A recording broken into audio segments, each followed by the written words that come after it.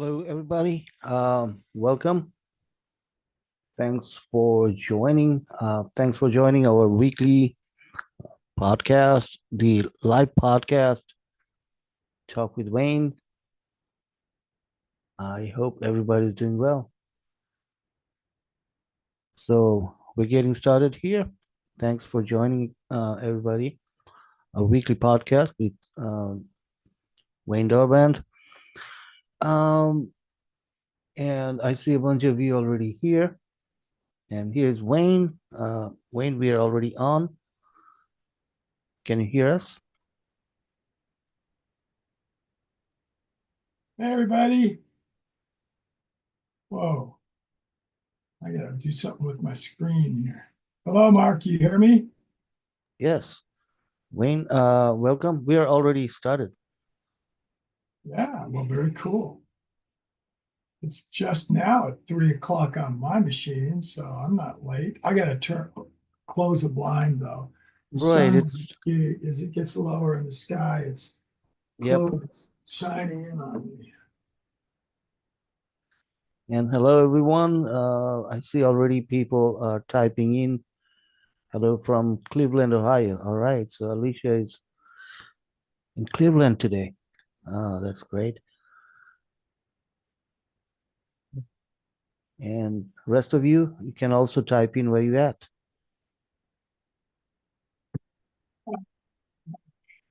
Still a little bit of a glare. The sun is literally right where I have a window and shade on it, but it's still coming through just a tiny bit. Um, well, a lovely Thursday to all of you. A week before Thanksgiving before Christmas. Is that right? I think it's next Wednesday is Christmas, or is it next Thursday? Yeah. I, I, I think it's on the, It's next let me check. Wednesday. It's Wednesday. Wednesday. Yes. Yeah. Which is the weirdest time because middle of the week, because a lot of people take off sort of between Christmas and New Year's from their work situation. Well, when it's in the middle of the week, then it makes it easier that you also would take off maybe the weekend before, like today.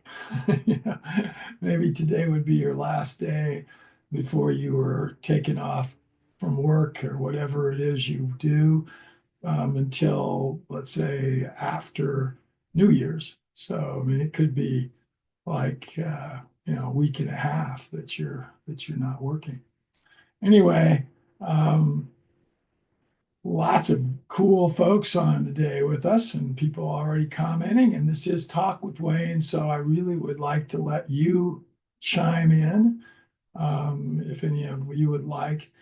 Um, and put any of your thoughts down on the chat. And then if any of you want, we can unmute you and let you talk directly with me. Been a very active week for me. I spent most of it, I guess, 5 out of 7 days up in Riggins, up at our new ranch resort facility, where we're going to be able to do things that we've never been able to do in our previous locations because of not having lodging. And now we do. Now we've got not high end, super high end, but very nice. And again, one of the things I want to do today is I have a very cool pitch deck that I want to show to all of you. I'd like to get your views on it, get your thoughts. I will actually go through it as if you were an investor or a potential um, attendee to a course that we would hold there. And or lastly, maybe a member, because the way we're going to structure the use of this unbelievable facility is by membership. So we'll have memberships that range from free and literally we'll have free memberships available for use of the hot springs alone during very specific times. And that's mainly going to be for locals, for people who live in the general vicinity of where we're at, and let's say within 50 miles. And we'll have times in which those locals can come and use the hot springs, which has wellness characteristics, very, very specific ones, we believe. And they'll be able to use it for no cost. But we do want to be able to communicate with them because we want them to become our salespeople. We want them to tell people who are going to come for paying types of events, courses, all kinds of other things. And once they've been there and enjoyed the hot springs in particular, we think they're going to be great for that. And so we're going to put them onto an email list because of that. That's interesting, Mark. You spotlighted. I don't know that I've seen that before. That where Zoom allows what we're calling a spotlight. So I will start out answering or responding to a few of the items that are in the chat. And one was I saw right away from one of our members about SCORE. That's the acronym SCORE. And maybe you could even pull that up. There's a little video. I don't know that we want to play the video. Maybe if we run out of things to talk about, we'll play it. But SCORE stands for Senior Corps of Retired Executives. And people volunteer to be SCORE consultants. And they will then meet with or communicate with potential business owners that would like to use their consulting services to help them with their businesses. And it's a great program. That's one of the comments that's out there. We did hear from Darlene in Georgia, who's been one of our longtime members of the group. And Alicia is giving us, as she always does, several different comments, including the one that we just talked about on SCORE. And she just travels everywhere. She's in Cleveland today. There's always going to be somewhere else she is. And I think that's what we've got so far. I'm going to go ahead and share this little presentation here in a second. First, though, it's not the first time I've looked at it, but it's the first one. It's been on a big screen. I'm wearing a new set of glasses today. So I had not gotten new glasses 5 years at least, maybe, that I had been wearing. And I think I've told everybody this. Until about 3 years ago, I rarely wore glasses because I had contacts.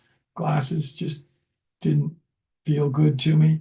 And so since I was 18 years old, so a lot of years, I'm not going to admit exactly how many, I had avoided, as an acronym that we use in English, like the plague, avoided like the plague wearing glasses.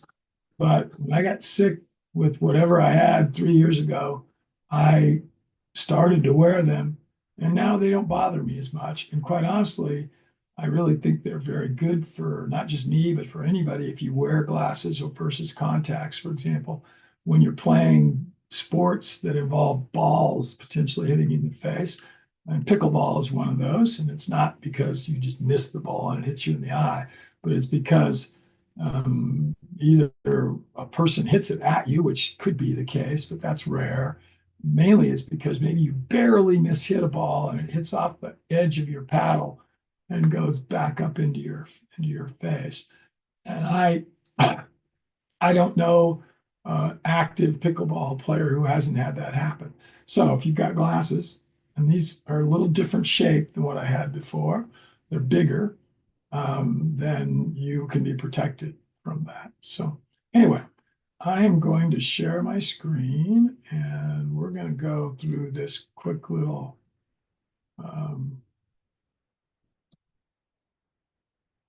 pitch deck that I have.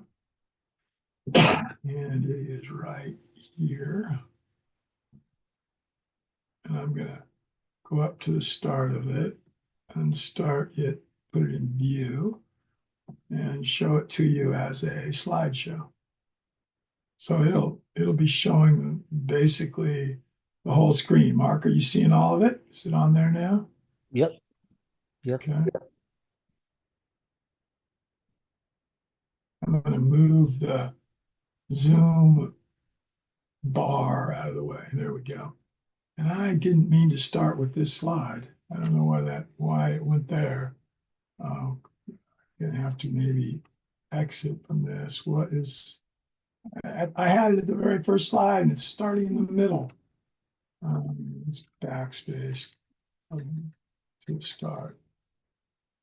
Sorry, everybody. You're the first people seeing this all the way through. So as I go through the slides, I'm going to explain what you see because the images are a big part of this. Mark helped me put this together, by the way. This is the site in both pictures. Everything pretty much you're going to see is the site.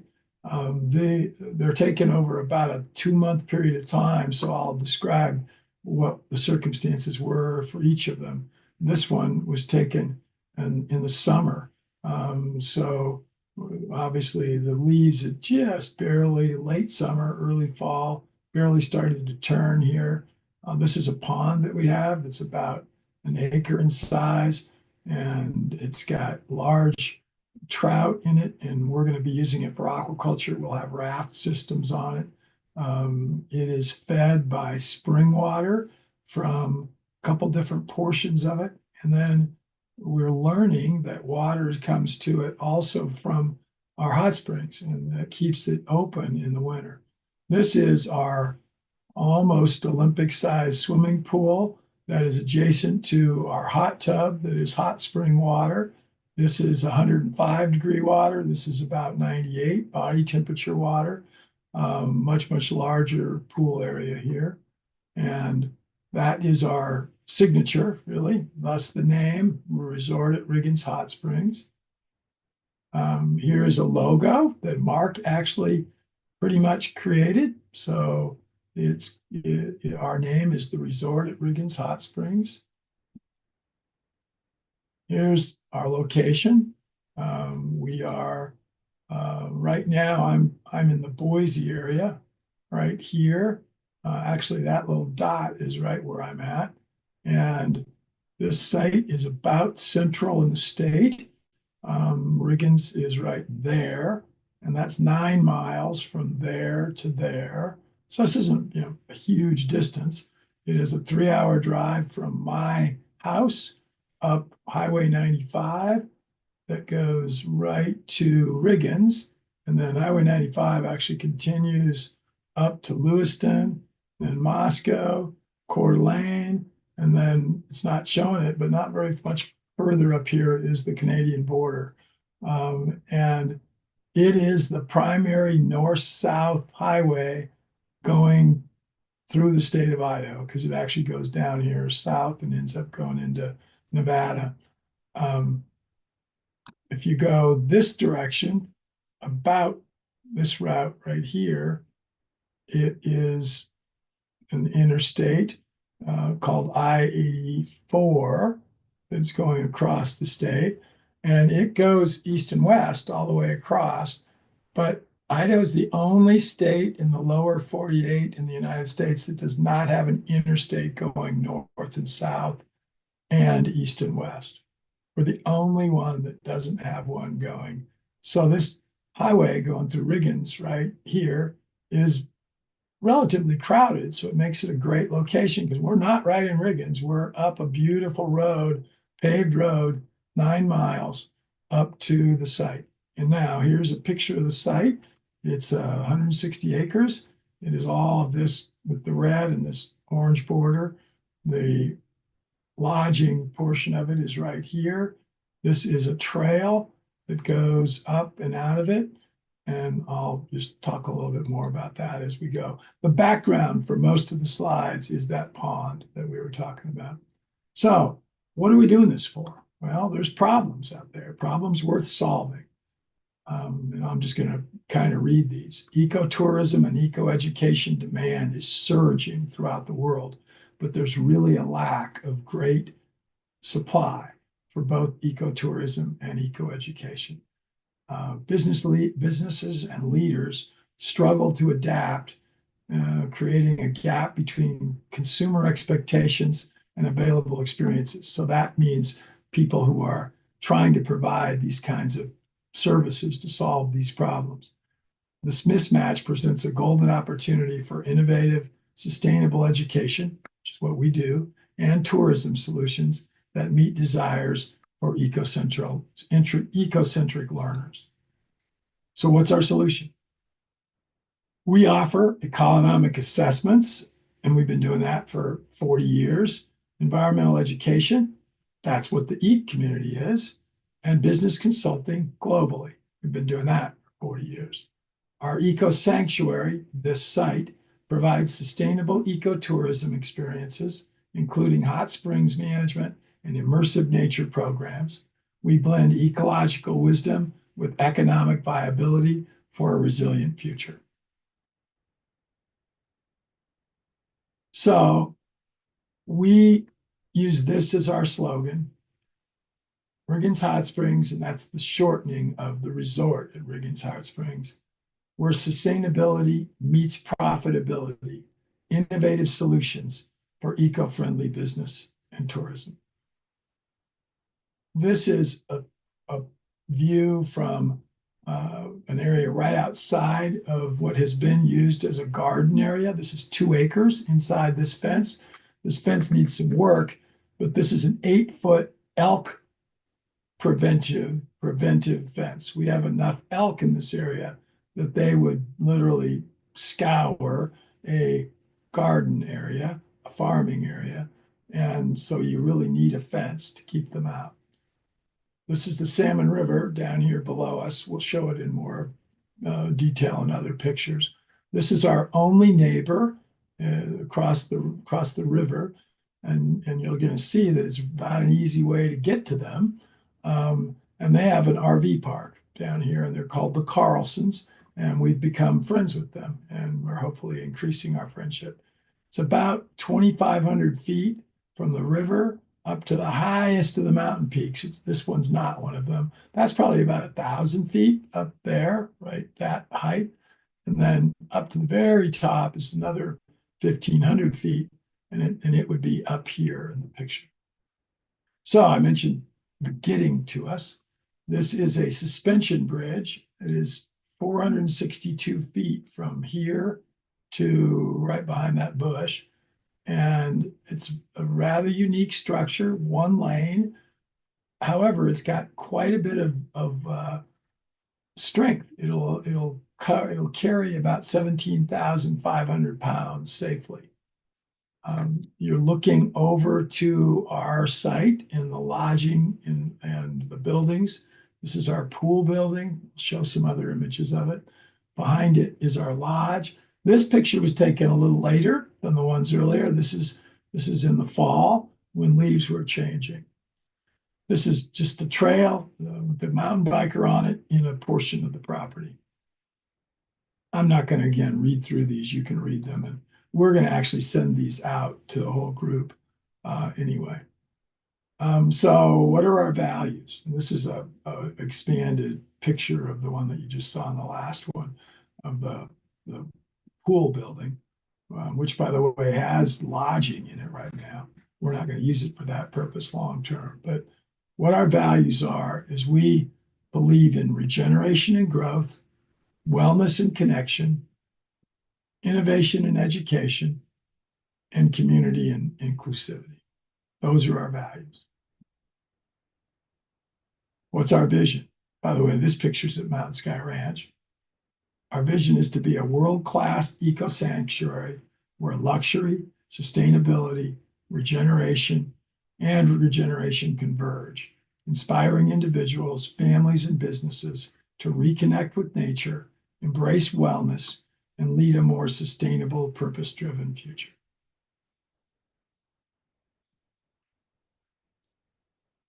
So what's our market? It's huge, about 1.7 billion US dollars. If you really look at the prospect size, it's not small either. It's about 110,000, of which the largest percentage are people that are hunters and fishermen. We have world-class hunting and fishing. A smaller percentage are those who are interested in health, healing, and wellness. A little smaller yet percentage are young professionals. And then lastly, empty nesters. Now, if there was an empty nester that was a hunter and fisherman, they'd show up here. If there was a young professional, they'd show up here. So there's actually more of these age group categories, but we've broadened it out and showed these kind of use categories also. What's the competitive landscape? Who are the people that we're competing with, and why should we be able to outcompete them? Well, outdoor guides, we're going to be one, but we can do better because our site is exclusively available to us. You can't get to our site unless you are asked to be there by us. That bridge that you saw, that's the only way that you get to our site. There are no neighbors within 6 to 10 miles either direction of us, none behind us.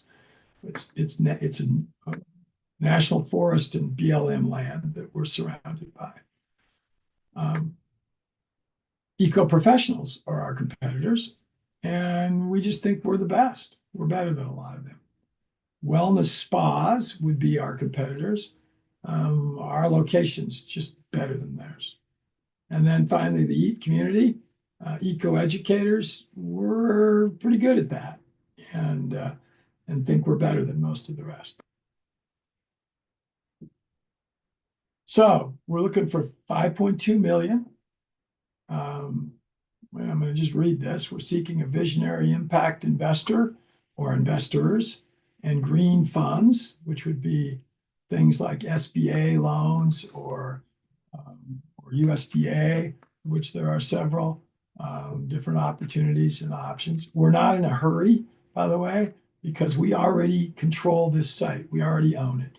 And we don't have to have the money, but we want to get it because we want to make this the best. And so what are we going to use it for? About 75% for site acquisition. Well, we already own it, but we're actually going to put that money back into the site acquisition, and then use the rest of it for refurbishment, equipment, working capital. And that 75% is going to be used for enhancement of all of our educational and tourism types of activities.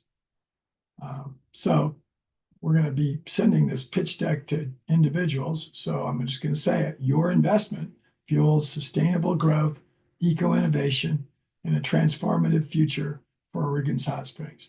Join us in redefining. How do you get a hold of us? Here's our timeline. I'm not going to read this exactly, but we're going through 4 quarters in the next year, where this one we're almost done with, and we've accomplished most of these tasks already. I've got a phone call I'm going to get rid of here. So we are already beginning the refurbishing, but we're going to do a lot more of it. We're going to actually have guests. We've already had some, but we're going to have our guests starting, and our goal is to have 5 of our units, and we have 11 that are available nightly and about 50% occupancy. April through June, we're going to initiate courses, live courses. We were never able to do that at Mountain Sky Ranch or at Gold Camp to any great degree because we didn't have lodging. We do have lodging at this location. And then finally, we're going to complete that funding that I showed, hopefully sometime in the 3rd quarter of next year, and hopefully before that, but that's our goal, is to make sure we have it done by that time frame. we're going to grow just the same way that you'd think that lots of companies would. That's not anything unique. I'm not going to talk about that. This is our team. You know me. You've met Russ. You've heard from Stu before. Dorian is actually a local, seventh generation living in that area in Riggins. And we think we're pretty complete team perspective. Well, I've talked about this, so I'm not going to go into great detail, but we've done this twice before. We did it with Gold Camp back in the early 2000s, late 1990s, early 2000s.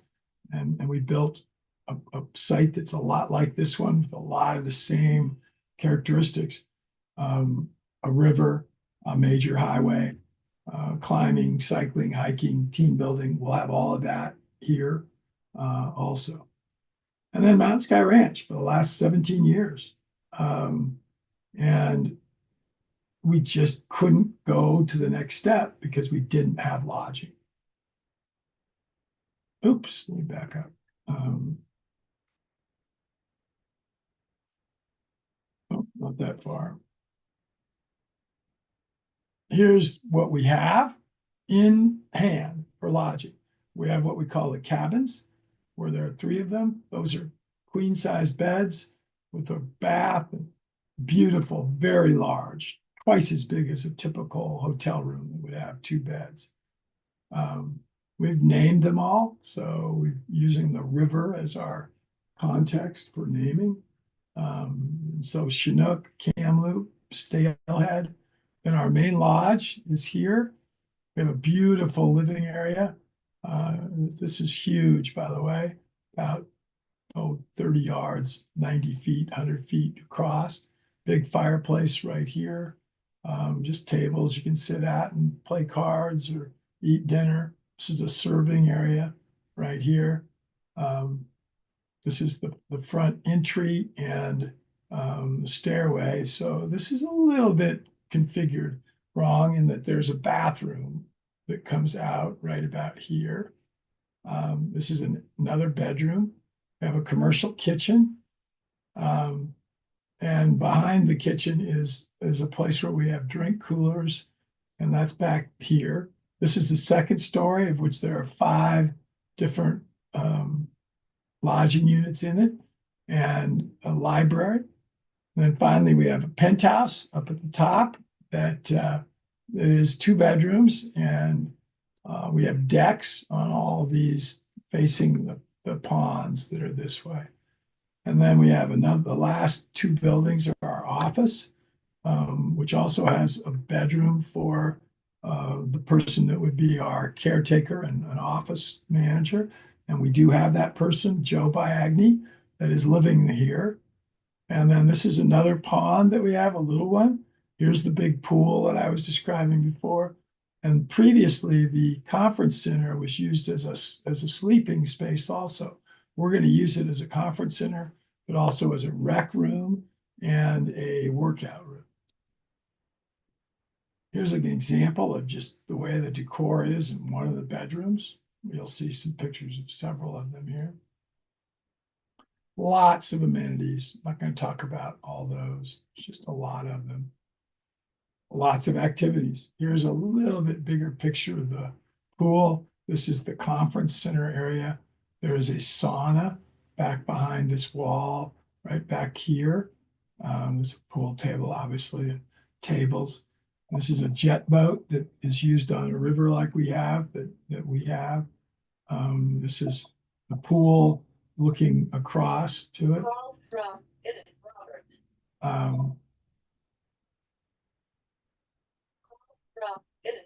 don't know who that is, but we'll let it ring. This is the river, the Salmon River, on one side of the property. And it's low right now. And so at high water, this will all be underwater.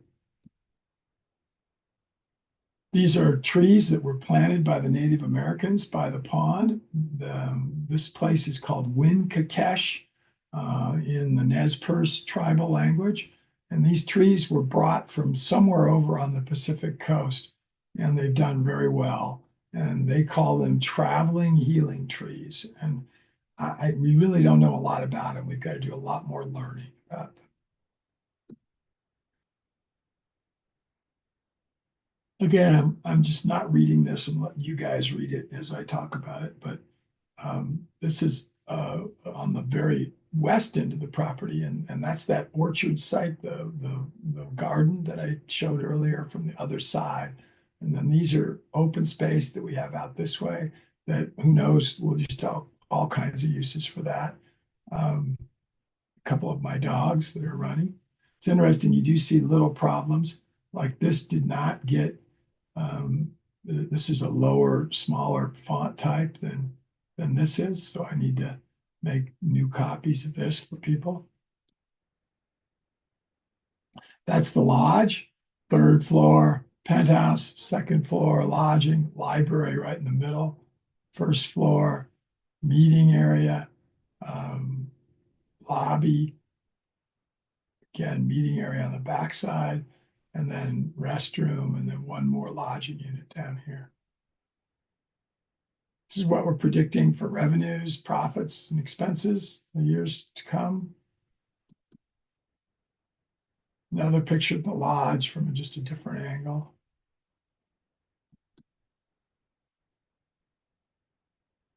Another picture again. Hot tub. Here's the seating area, the resting living room area.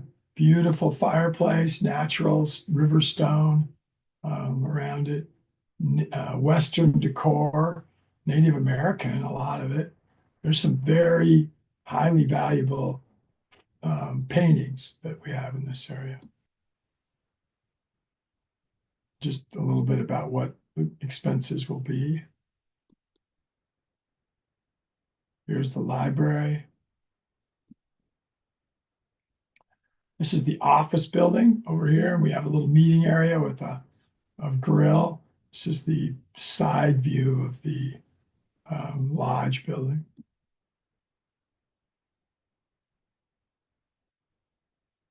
Just a little bit about our learning programs, which you guys know a lot about because that's what we already do. This is a root cellar that we have. You can see that it's been built long ago and there's rocks already on top of it. Those weren't just thrown up there. They basically moved there through the years. This is about 15 feet wide and 20 feet long, built into the side of this hill. Stays about 50 degrees inside year round. The meeting area, that view of that lot that we saw. Here's the bridge again. A little different angle looking back at the pool building. This is stuff inside of there. These are two lots that we're going to sell. And you can see that one of these two could be yours. How to get a hold of us. A few more pictures, different things. We are doing this in two other locations. X Point, South Dakota, Resilient, Texas. Here, they haven't come up with their name yet, but your site could be next.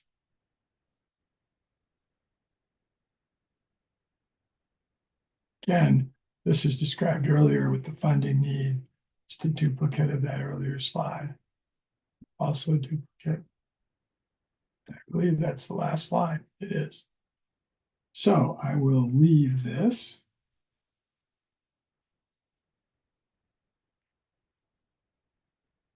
And stop sharing.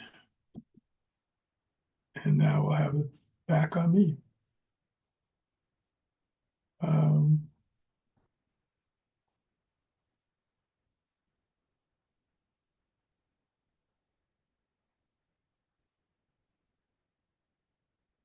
One of our viewers asks if anybody experienced drones in the night sky. That's something happening in the eastern United States. I don't think I've experienced any of them.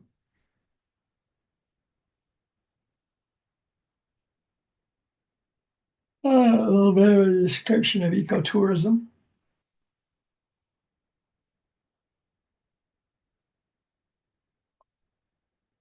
And question is whether they're planning to do smart land, climate smart land. I hope so. That's definitely a controversial term, meaning that it's one person's definition of smart climate land is going to be different than somebody else's. It's going to show you something that I found over the last week, ordered it, and just came in yesterday. It's called Vamoose. And it is from a company called Bug MD. And it is a natural preventative for rodents, of which we have a bunch of at that lodge site. And we got a fair number here because we have log homes, log structures, and there's pests that love to sort of dig around them. We haven't tried it yet, so I can't tell you whether it's going to work, but you can see they do a lot to say it's safe. You can just put it out. You don't have to worry about your pets eating it and dying. So we'll see. Not very expensive. Four bags of this for $10. And this company is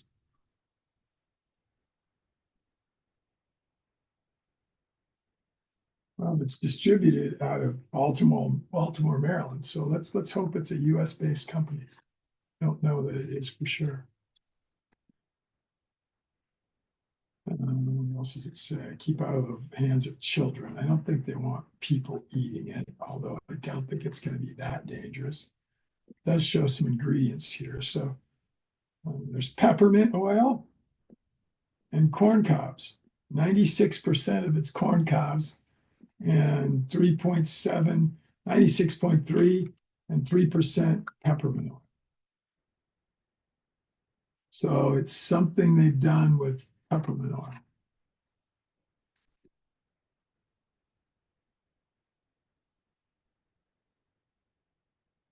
It smells really good. One thing about these glasses is the previous pair that I had, and I'll use them, wear them some, is they were not progressive, but they were smaller than these, and I could read underneath them. So instead of going this far down, they only went about that far down, and all I had to do was look under them, and I could read. Well, when I look under these, all I see is my sweatshirt here. You can't see something written that's underneath them. Anyway, product that you might want to check out, Bug MD. Let's see, what else here? Let's look at this link for ecotourism and see what it shows. I stopped sharing, so when my screen comes up, what is ecotourism? This is from the International Ecotourism Society. See what they say it is. It is conservation, communities, and interpretation. It's defined as responsible travel to see natural areas that conserves the environment, to natural areas that conserve. That's still not right grammar. Sustains the well-being of local people and involves interpretation and education. Education is meant to be inclusive of both guest and staff.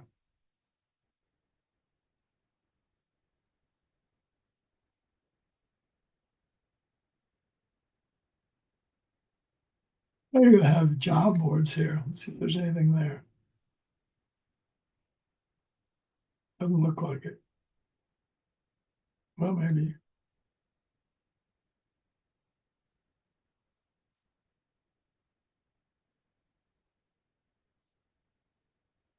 Well, this is about a conference in 2023. And then it switches and wants you to become a member, which is probably costly. Here's their blog articles. Not writing very many. February 21, February 20, January 20, October 19. They have 15,000 members.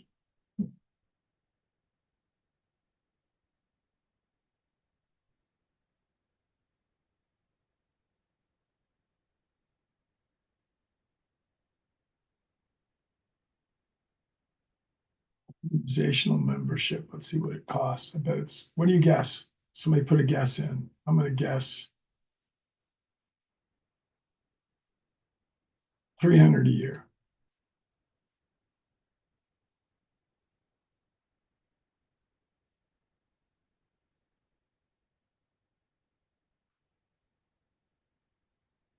Let's click and see.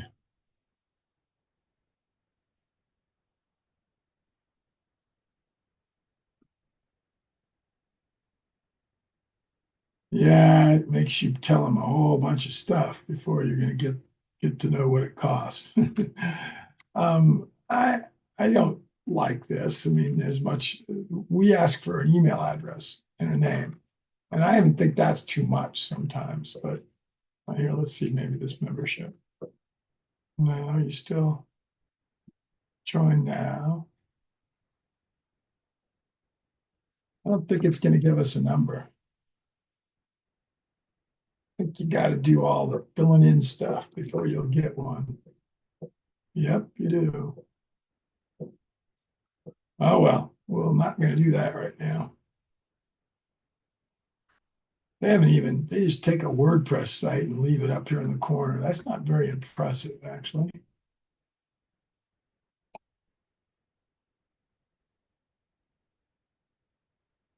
What other thoughts and questions do people have? Mark, anything else in the chat? I'm not looking at it. Yeah, I'm looking at the chat. See, let me see. We go up to the top, the chat. Okay. So, um, creating water harvesting Oops, artwork. excuse me. So this is webinar replay. Then, okay, so rest of the things you already talked about. So score, and then YouTube video from the urban farm. This is also webinar replay. Intro to permaculture. December 2024 with Don Titmus, Don Titmus, Janice Norton, and Greg Peterson. Okay, so, and then have you experienced any drones in the night sky? I haven't. Yeah, Not my part of the world. Okay. And then ecotourism is a type of travel. Okay, so this is a I guess a definition, and then a link about ecotourism. So I think we have covered almost everything. Yeah, well, a couple of people to acknowledge here. George is out in the audience. And George, I'm not sure that we've acknowledged you in any previous webinars. You might be new, yeah. even. If you're So we willing to can allow unmute him to talk. yourself, tell us a little bit about you. And then Doug's out there. And I Right. think Doug's been back now from Alaska for a few weeks. And I'm curious if he's getting used to being down in the southern 48 now. Done any fun stuff? Um, Yep, getting used to it. Actually, I just went back up for a week last week, so just got back a couple days ago again. what's the weather like up there? Actually, real temperate. It was in the 40s. We had about 3 inches of ice on everything because it was getting pretty cold, and then the weather came through and just melted everything, and then it started raining. So we're impacted by the Bristol Bay and the Bering Sea, Pacific Ocean. There, we get a lot of moisture and temperate temperatures coming up out of Pacific, depending on the fronts. So, but it's going to start getting cold during the next week or two. It'll start getting down to single digits. We're Just gonna a get a duck. We're gonna get a duck hunt in before the end of the season in January. I sure hope so. Yeah. Here we don't have. This is really nice weather here too. I know. I'm watching it. I'll let you know as soon as it changes here, but it's, Oh. yeah, you sure will.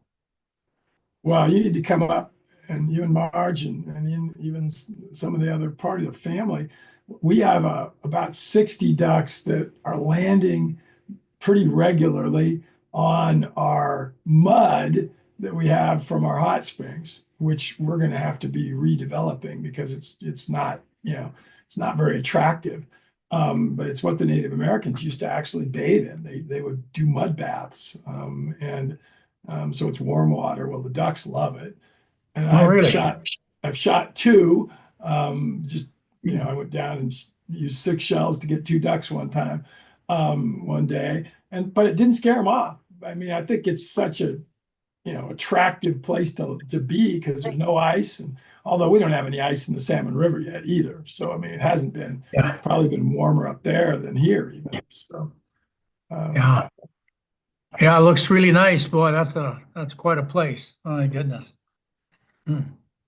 it's going to be fun. We're going to work our butts off with it. But got some good people. We got a great caretaker, Joe Biagni, Russ's nephew, who I'd never met before. He grew up in the Boise area when he was young, and then they moved to Eugene, Oregon. His dad is in the sports broadcasting team of the University of Oregon. So Oh, been there for a long time, and I'm getting used to becoming a Oregon Ducks fan because Joe is. So, yeah. it's not hard to be a fan of the number one team in the country. So, Yeah, that's pretty good. anyway, and George, I'm not sure that I've seen you with us before. Mark unmuted you if you wanted to say anything. Don't feel like you need to, but if you'd like, say hi to us. So, Doug, while we're waiting to see if George chimes in, what we didn't talk about, you were transitioning as you left last spring because you were remodeling parts of your home here in Nampa, or your home office area. And did that get any more of it get done? And have you leased any of that out or tried to, or what's its status right now? Yeah, I'm still doing some work on it. I got some permitting I gotta do. But I got some rented out, and Okay. permits are always a challenge. Are you mostly permitted by the city of Nampa or by Canyon County? City of Nampa. City, okay. I think I might have said this on one of the sessions. I think it was right while you were probably not on because you're in the middle of your season, but opening day of duck season, not duck, of dove season, I hunted at a place south of Boise, up on the right off of the New York Canal. And we had a great hunt for 2 days, opening day and the day after. And the place is owned by a family called the Griffins, who are actually Fruitland natives. And their nephew is on city council in Nampa.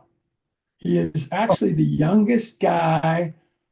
I think he's under 25. He's the youngest city councilman of any place in Idaho. I can't think of his name, but I was thinking about you, and as you said, you were dealing with permitting and things. If I didn't get to know the guy that well, but I know I have all his contact information. Neat young guy. And the Griffin family. So I don't think his last name was Griffin. I'm pretty sure it was something else. I think he was one of the elder Griffin's sister's sons. So he's a nephew of the owner. Okay. By the way, this is a place that I think I did mention it to you. It was called Black Dog Shooting Range when it was operating for many. Again, right above the New York Canal on Cole. Just keep going south on Cole till it ends. And that's right past the New York Canal, and then the shooting range is off to the right. So it was a Okay. trap and skeet range. Mhm. Are they developing a lot around that? No, there's some private residences, but I mean it's the future. I mean that's because you can see Micron from there. You can see the portion. You can see the airport, the tower, and hangars at McGowan Field. Um, so yeah, it's gonna be path of growth, but not right there. They're not there. It's not there yet. So Mhm. um, the guy that again, the people that own it, the Griffins, they did not operate it. They bought it from the guy who had operated it as a shooting range. And so he had closed it and they were going to reopen it, but they never did. And I think they haven't had it more than 5 years, probably. So they're relatively new owners. Okay. And big time hunters. They enjoyed having us. They invited us there to be able to hunt with them. So, Yeah. um, Sounds and like that, fun. yeah, it was a great dove hunting place. Let's see, is there anything else from any of our audience that we've got? Arizona farmers forced to adapt as their main water source. I've heard that it's very dry down in Arizona. Bob Christador, who's on with us a number of times, lives in Tucson. And there was a PBS article about that. Let me just pull that up real quick and see what that has to say. It's actually got a video at the start of it. I could share the screen and we could share that real quick. 6 minutes, actually, that would sort of take us right up to the end. Let me just read a little bit of this, see what it says. It's in Yuma, which is on the border of Arizona and California. And they're again, it makes, yeah, the Colorado River below Hoover Dam is been dry. And so I guess they're releasing a lot less water and it's becoming quite a issue for the farmers because Yuma County is the winter salad bowl capital of the United States, growing lettuce, cilantro, broccoli. It produces almost all the leafy green vegetables consumed in the U.S. So anyway, drought down there in Arizona.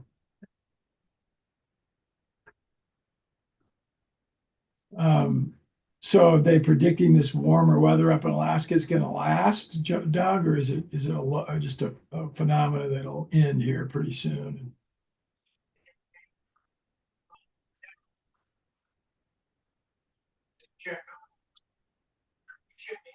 You know what? I'm going to share the screen again here, Mark, and um, maybe show a little bit of this video. Yeah, I see your canine friend is here. Yeah, is he in the camera? Or is that, you see somebody, is Viking in? You see him? Hey, buddy, there's his nose. Um, did one of them pop up on this side? This is Puck over here. She's laying on the ground. Um, where's my search? Where's my screen bar here? I moved it down and now I can't see it anymore.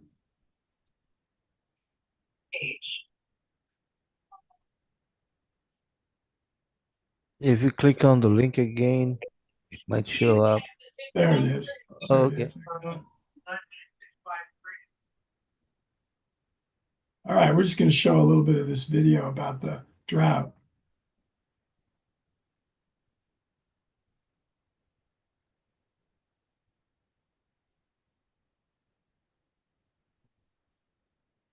But no audio. No audio? Yes. All right, I'll say it. She's talking about that was Yuma, Arizona. That's the Colorado River that we just saw. And so this is an interview with a farmer.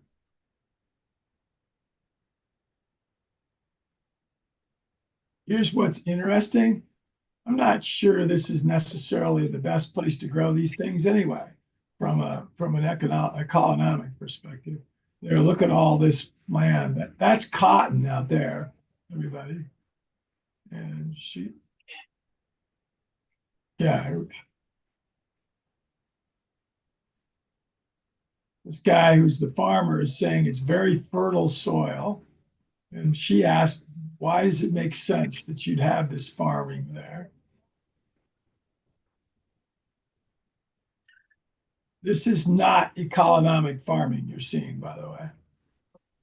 This is high fertilization, high water use, high pesticide use.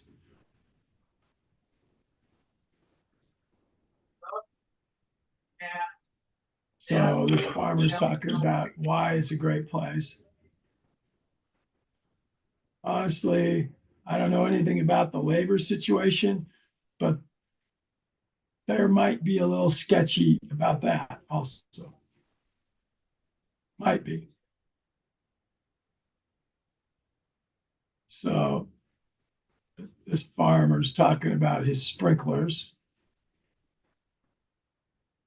I think they used to use flood irrigation and now they're using sprinklers.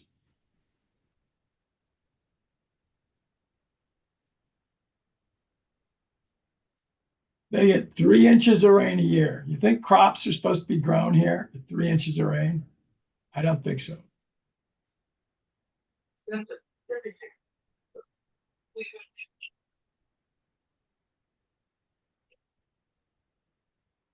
That's Lake Powell on the Colorado where they've dammed it.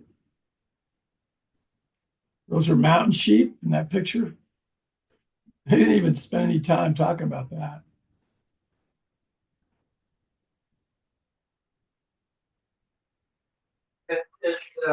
So she's talking about how dry the last 2 years have been. She said the driest in 1,200 years. I don't know how she can say that when we don't even have climate records back more than about 150 years. So I'll know, now that I know, I saw you your website. So, See what I need. And that's we're right. hearing Doug in the background. Maybe you might want to mute him, Mark. I don't think he knows that he's on.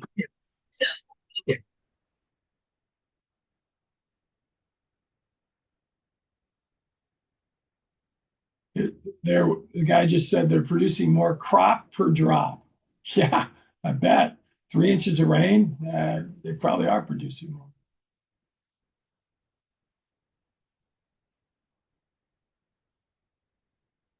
Is that what do you call monoculture? Kind of. Yes, it's monoculture, very much.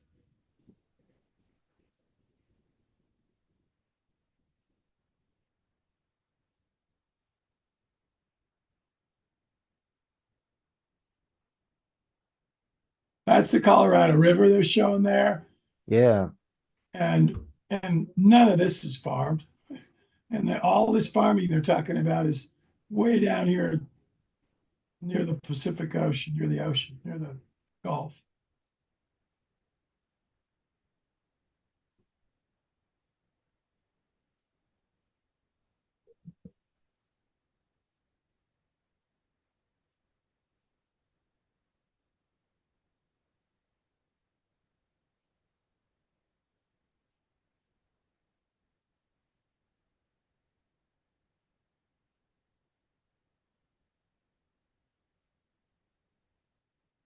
This guy's talking about water rights priorities.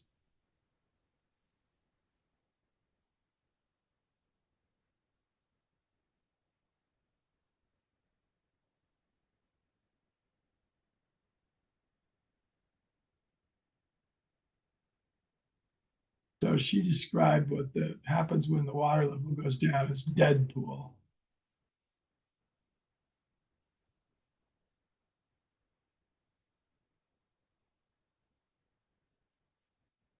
So anyway, it is almost the top of the hour. Like I said, we played a little bit of this. I'm going to stop it.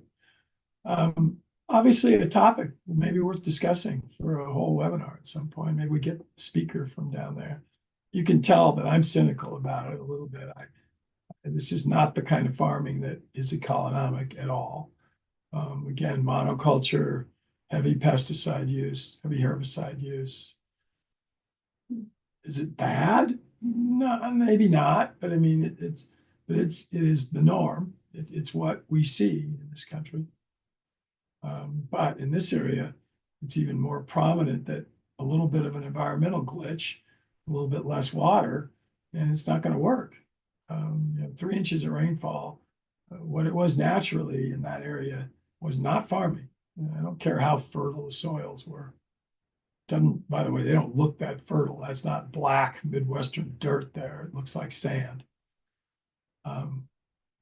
So anyway, controversial topic. Well, I think, unless you see some other questions, Mark, I didn't look. So let me just see if we're missing anything here. Actually, it was the last one that we got up was related to the farming, farmers adapting. Good timing. It was fun, as always. Enjoy, you guys. Have a great holidays. It'll be Christmas before we're on next Thursday. That's the 26th, so we're going to get to be on. We'll see you again next week. Bye.